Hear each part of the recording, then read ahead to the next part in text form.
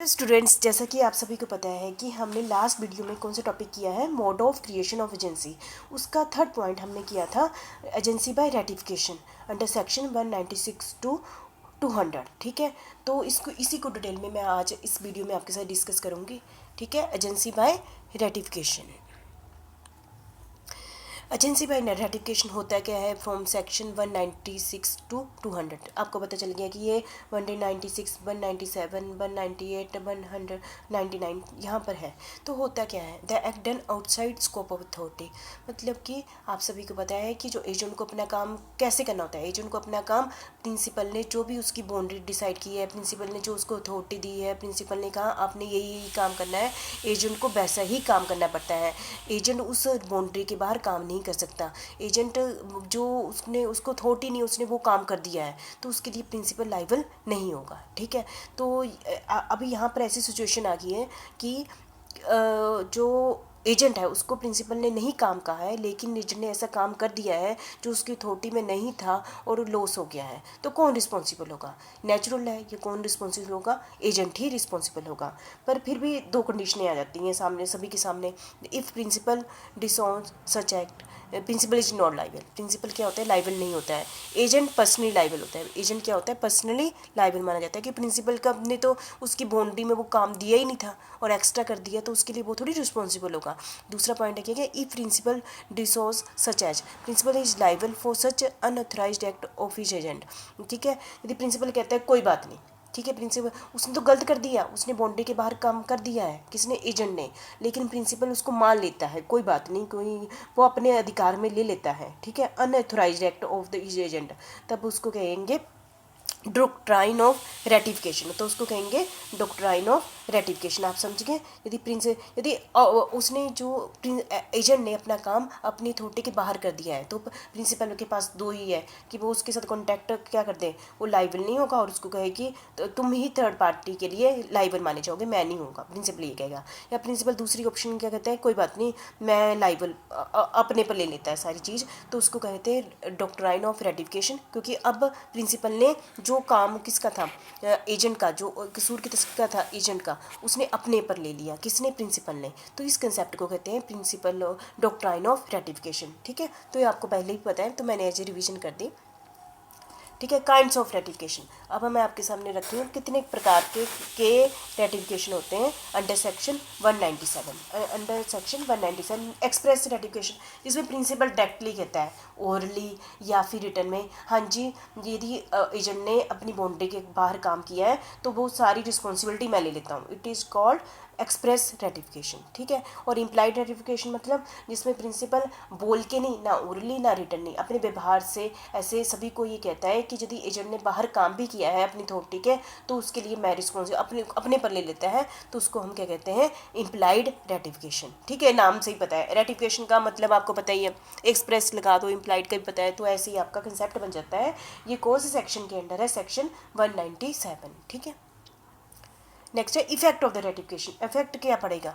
The privacy contract is form between principal and third party. ठीक है, क्योंकि अब उसने प्रिंसिपल ने क्या किया, सारी रिस्पॉन्सिबिलिटी अपने पर ले ली ना रेटिफिकेशन के अंदर, तो अब कॉन्ट्रैक्ट किसके बीच में बन गया? वो उसके लिए जो भी लाइबिलिटीज कुछ किसके बीच में होगी? Principal and third party. ठीक है, एजेंट हट गया। The ratification is in law equivalent to if as effect was done with the previous authority. अब क्या होगा? अब पहले वाला जो सिस्टम चल पड़ेगा। पहले वाला सिस्टम क्या चल पड़ा कि जैसे कि आप सभी को पता है कि पहले वाला सिस्टम क्या था कि एजेंट काम कर रहा था और प्रिंसिपल एजेंट उसके बीच में क्या करे, कॉन्ट्रैक्ट का काम कर रहा था। पहले वाली सिचुएशन ही आ जाती है, उसके पास भी ऐसी अथॉरिटी आ जाती है। अब जो एजेंट अब फ्री हो गया, वो उसका एजेंट काम आगे करता रहता है। ठीक है, तो कोई फ़र्क नहीं पता। Ratification take the act back to the date when the act was done. ये बड़ी आपने ध्यान में बात रखनी है, क्योंकि ऐसा नहीं है जिस दिन प्रिंसिपल कहता है कि कोई बात नहीं मैं ले लेता हूँ रिस्पॉन्सिबिलिटी, उस दिन से थोड़ी ये वाला कंसेप्ट चलेगा। बैक डेट से, जिस दिन वो उसने कॉन्टैक्ट, जिसमें एजेंट ने थर्ड पर्सन के साथ गलत कॉन्टैक्ट कर लिया, अपनी अथॉरिटी के बाहर कर लिया, तो उस डेट से उसने रिस्पॉन्सिबिलिटी ले ली है। ठीक है, प्रिंसिपल ने कब से रिस्पॉन्सिबिलिटी ली है? जिस डेट को उसने थर्ड पर्सन के साथ कॉन्टैक्ट किया था। किसने किया था? एजेंट ने किया था। ठीक है, establish the relationship between agent and principal once. अब मतलब कि फिर से फिर से क्योंकि उसने बोला कि कोई बात नहीं, प्रिंसिपल ने कह दिया, अब फिर पहले जैसा रिलेशन बन गया किसके बीच में, एजेंट और प्रिंसिपल के बीच में, फिर से वैसा। ठीक है, आपने इस वीडियो से बस यही सीखना है कि यदि जो भी वो कहता है कि हाँ मैं ले लूँगा इसकी रिस्पॉन्सिबिलिटी, तो वो उस डेट से नहीं लेगा जिस डेट से वो बोल रहा है, उस डेट से लेगा जिस समय एजेंट ने उस थर्ड पर्सन के साथ वो कॉन्टैक्ट किया था, जब ये अराइज हुई थी। ठीक है, तो मुझे लगता है कि आप इफेक्ट ऑफ रेटिफिकेशन समझ गए हैं। नेक्स्ट है essential of a valid ratification. तो इसकी क्या कंडीशन है, ये जो इसकी डेफिनेशन है यही इसके पॉइंट्स आ जाते हैं। The principal must be in existence at the time of the contact. Principal must be in existence at the time of the contact. जब एजेंट ने किसी थर्ड पर्सन के साथ जो वो वाला कॉन्टैक्ट किया था जो उसके अधिकार में नहीं था, उसमें प्रिंसिपल क्या होना चाहिए, एग्जिस्टेंस में होना चाहिए। क्योंकि मैंने बोला ना बैक डेट से होता है, तो प्रिंसिपल की एग्जिस्टेंस होनी चाहिए। जैसे कि एक कंपनी है, जैसे कि एक कंपनी कहती है ना कि उस समय तो वो प्रमोटर था, उस समय वो तो प्रमोटर ने किया था डीलिंग। ठीक है, तो company can not ratify the contact, क्यों, entered into by the promoter on its behalf, क्योंकि उस समय प्रमोटर उसके बिहाफ पर आया था। ठीक है, पहले तो उसके लिए वो रिस्पॉन्सिबल नहीं होगा। ठीक है, प्रिंसिपल मस्ट भी, जब एजेंट ने क्लाइंट के साथ डीलिंग की थी उसमें प्रिंसिपल एग्जिस्टेंस में होना चाहिए। ठीक है, आप इसके रिलेटेड कोई भी एग्जांपल बना लो। ठीक है, दूसरा है principal must be competent both at the time of making the contact और at the time of ratification. मतलब कि दो टॉपिक है इसमें, at the time of making the contact, जब कॉन्टैक्ट बनाया किसने, एजेंट और थर्ड पार्टी के बीच में बना, और at the time of ratification. Ratification मतलब जब प्रिंसिपल ने कहा कोई बात नहीं मैं ले लेता हूँ रिस्पॉन्सिबिलिटी, वो दो टाइम है। तो प्रिंसिपल क्या होना चाहिए, कंपिटेंट मतलब जैसे कि मैंने आपको कहा मान्य नहीं होना चाहिए, वो साउंड पर्सन होना चाहिए। ठीक है, कोर्ट के द्वारा उसको डिक्लेयर ना किया हो कि वो कॉन्टैक्ट नहीं कर सकता है। ठीक है, कम्पिटेंट होना चाहिए हर किसी में, स्टार्टिंग में भी बाद में भी, जब उसके कहता है कि कोई बात नहीं मैं ले लेता हूँ रिस्पॉन्सिबिलिटी। ठीक है, वो माइनर नहीं होना चाहिए। ठीक है, ऐसे ना पहले था अब माइनर नहीं है। ठीक है, तो प्रिंसिपल मस्ट बी कम्पिटेंट। ठीक है, और एट द टाइम ऑफ जब उसने कॉन्टैक्ट बनाया एजेंट ने, और दूसरा कि जब उसने रेटिफिकेशन की रिस्पॉन्सिबिलिटी ली है। ठीक है, थर्ड है the principal must be the full knowledge of the fact under section 198। ठीक है, मतलब कि प्रिंसिपल को जो भी उसने एजेंट ने अपनी अथॉरिटी के बाहर काम किया है, ठीक है, और प्रिंसिपल को वो सारी नॉलेज होनी चाहिए, तभी कहेगा कि मैं ले लेता हूँ रिस्पॉन्सिबिलिटी। ठीक है, ऐसा नहीं प्रिंसिपल को नॉलेज नहीं है और उसने रिस्पॉन्सिबिलिटी ले ली तो वो वैलिड नहीं कहा जाएगा। ठीक है, प्रिंसिपल को सारी नॉलेज होनी चाहिए जो भी एजेंट ने अपनी अथॉरिटी के बाहर काम किया है। मुझे लगता है समझ गए होंगे, नहीं समझा गए तो आपने मुझे बता देना। ठीक है, ratification must be done with in reasonable time. ऐसा नहीं है कि प्रिंसिपल कहता है कि एजेंट ने अपनी अथॉरिटी के बाहर काम कर लिया है तो उसको ये जो एक्सेप्टेंस है कि मैं ले लेता हूँ ये रिस्पॉन्सिबिलिटी, कौन, प्रिंसिपल कहता है, तो उसको विद इन रीजनेबल टाइम के बीच में ले लेना चाहिए। ऐसा नहीं है कि बहुत टाइम बीत गया और वो उसके बाद कह रहा है। ठीक है, रीजनेबल टाइम क्या होता है ये आपको पता है कि ये सिचुएशन टू सिचुएशन डिपेंड करता है। ठीक है, नेक्स्ट है हमारा the act to be ratified must be lawful. ठीक है, अब वो जो उसने कहा कि मैं आपकी रिस्पॉन्सिबिलिटी ले लेता हूँ एजेंट की, एजेंट ने जो काम किया था उसकी अथॉरिटी के बाहर किया था, फिर भी प्रिंसिपल कहता है कि मैं इसकी रिस्पॉन्सिबिलिटी ले लेता हूँ। जो उसने काम की रिस्पॉन्सिबिलिटी ली है वो लॉफुल होना चाहिए, अनलॉफुल नहीं होना चाहिए। मतलब कि प्रिंसिपल को पता होना चाहिए कि ये लॉफुल है। ये यदि एजेंट उसको झूठ बोल के कि कह देता है कि ये इलीगल है पर उसको फिर भी फंसा देता है किसको, प्रिंसिपल को, तो ये वैलिड नहीं माना जाएगा। ठीक है, तो मेरे कहने का मतलब है कि जो भी उसने रिस्पॉन्सिबिलिटी ली है प्रिंसिपल ने एजेंट की वो लॉफुल होनी चाहिए। ठीक है, सिक्स्थ है ratification relate back to the date of the act. मतलब कि ये मैंने आपको स्टार्टिंग में बता दिया कि जो प्रिंसिपल जो ये रिस्पॉन्सिबिलिटी लेता है उस डेट को नहीं लेता है जिस दिन वो कहता है कि हाँ मैं ले लेता हूँ रिस्पॉन्सिबिलिटी, फिर किस डेट से लेगा, बैक डेट से लेगा जिस दिन एजेंट ने उस थर्ड पर्सन के साथ वो कॉन्टैक्ट किया है।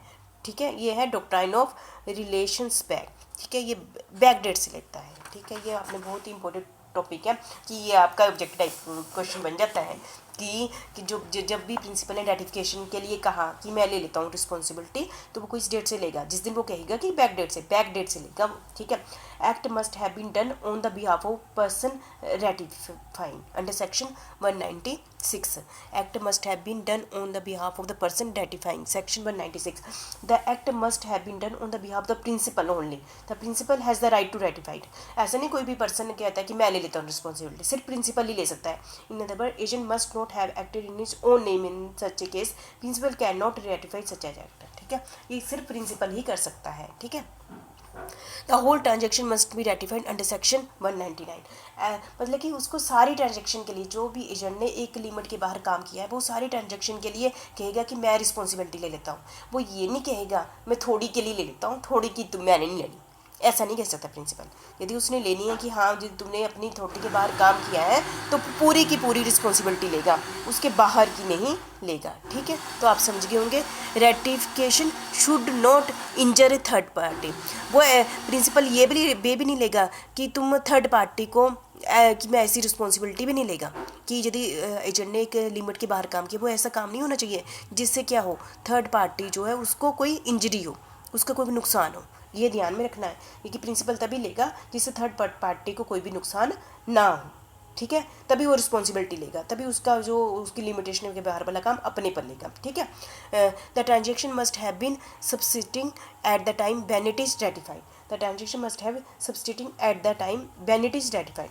ठीक है, उस टाइम वो वाली ट्रांजेक्शन क्या होनी चाहिए, एग्जिस्ट होनी चाहिए। वो ट्रांजेक्शन उसने ले लिया पर वो ट्रांजेक्शन है ही नहीं है जिसके लिए रिस्पॉन्सिबिलिटी ले लिया प्रिंसिपल ने, वो ट्रांजेक्शन उस समय एग्जिस्ट होनी चाहिए। ठीक है, और लास्ट पॉइंट है, principal must have signified his unconditional acceptance of act.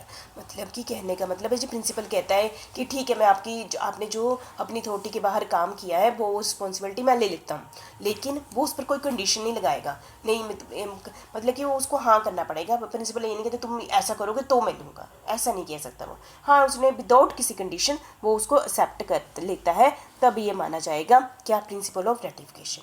ठीक है, तो मुझे लगता है कि आप सारे पॉइंट समझ गए होंगे। और रेटिफिकेशन क्या होता है कि जब एजेंट ने अपना काम अपनी अथॉरिटी के बाहर किया है तो उसके लिए प्रिंसिपल लाइबल नहीं होता, लेकिन फिर भी प्रिंसिपल कहता है कि कोई बात नहीं, मैं ले लेता हूँ आपकी रिस्पॉन्सिबिलिटी। तो उस कंसेप्ट को कहते हैं हम, उस कंसेप्ट को क्या कहते हैं हम, आप बोलिए डॉक्ट्राइन ऑफ रेटिफिकेशन। उसको हम कहते हैं डॉक्ट्राइन ऑफ रेटिफिकेशन। मतलब कि एजेंट की अथॉरिटी के बाहर वाला काम की रिस्पॉन्सिबिलिटी कौन ले लेता है, प्रिंसिपल ले लेता है। ठीक है, और उसमें जिस समय उसने रिस्पॉन्सिबिलिटी ली है ना, तो उससे बैक डेट से लेगा जिस समय उसने कॉन्टैक्ट बनाया था एजेंट ने थर्ड पार्टी के लिए। ठीक है, बैक डेट से लेगा, ये सबसे इंपॉर्टेंट पॉइंट है। और वो जो भी रिस्पॉन्सिबिलिटी लेगा, ठीक है, वो लॉफुल होनी चाहिए। रीजनेबल टाइम के बीच में उसने हाँ कर देनी चाहिए कि हाँ मैं लेता हूँ रिस्पॉन्सिबिलिटी, और बैक डेट से लेगा। ये दो मेन बहुत ज़्यादा पॉइंट थे। ठीक है, और ये आपने दे, और किसी थर्ड पार्टी को उससे कोई भी इंजरी नहीं होनी चाहिए। ठीक है, और अनकंडीशनल लेगा प्रिंसिपल, क्या लेगा, अनकंडीशनल। वो उस पर कोई भी कंडीशन नहीं लगाएगा एजेंट पर, वो यदि ले रहा है तो विदाउट कंडीशन ले लेगा। ठीक है, तो आपने ये पॉइंट अच्छे से कर लेना, इंपॉर्टेंट टॉपिक है रेटिफिकेशन वाला। वैसे तो ये जो टॉपिक मैंने कराया है आपको एजेंसी बाय रेटिफिकेशन, ठीक है, ये इसमें मैंने डिटेल में करा दिया, पर आपने इसको पिछले वाले टॉपिक में ही ऐड कर देना है। Mode of creation of agency, paper में ये क्वेश्चन आ जाता है, तो आपने तीनों पॉइंट में, वहाँ पर मैंने डिटेल में नहीं कराया आपको ना, फिर ये वाला वीडियो आपने उसके साथ ऐड करके ये लॉन्ग क्वेश्चन बन गया आपका, mode of creation of agency. ठीक है, थैंक यू वेरी मच। आपने इसको अच्छे ढंग से कर लेना।